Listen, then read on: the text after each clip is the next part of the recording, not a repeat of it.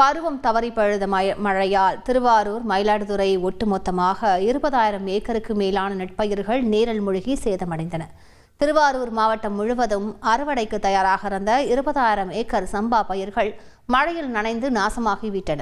நிலத்தில் ஈரப்பதம் அதிகமாக இருப்பதால் எந்திரத்தை வைத்தும் அறுவடை செய்ய முடியவில்லை என விவசாயிகள் கவலை கூறினார்கள்.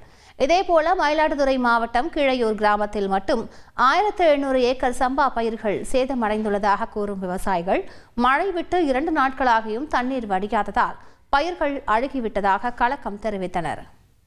தானாதான் உஞ்சிடும், இதுக்கு தானே வடியாது. நாற்றம் முடிச்சு குழன்னு போட்டு இதை வச்சு தான் நாங்கள் வட்டி கடன் வாங்கி நட்டுருக்கோம். ஏக்கருக்கு 30,000 ரூபா கிட்டத்தட்ட செலவாயிருக்குங்க. பயிராக இருந்தாலும் நாங்கள் எதாவது தண்ணி கிண்ணி வடிச்சா கவர்ந்து பண்ணிடலாம். இதுக்கு தாண்டா 10 பைசா கூட புண்ணிய விடாதுமா. அப்படி தண்ணி அறக்கிறதுக்கு கூட வழி இருக்காது. அப்படி அறத்தாலும் மிஷினுக்கு பணம் கொடுக்க முடியாதுங்க. ஏகப்பட்ட கடலை சீக்கிரம் என்ன பண்றதுன்னே கிராபிக்ஸ் டிசைனிங் பத்தி ஒண்ணுமே தெரியாதா? ஆனாலும் நீங்களே அது எல்லாத்தையுமே டிசைன் பண்ணலாம். நம்மளுடைய ஃப்ரீடம் ஆப்பை டவுன்லோட் பண்ணுங்க. கேன்வா பத்தின எல்லா விஷயங்களையும் தெரிஞ்சுக்கோங்க.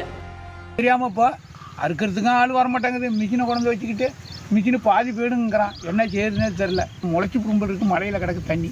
இப்போ எல்லாம் திறந்து விட்டு வடியை வச்சுருக்குறோம். இது என்ன செய்யறதுன்னே தெரியாது போல இருக்கு.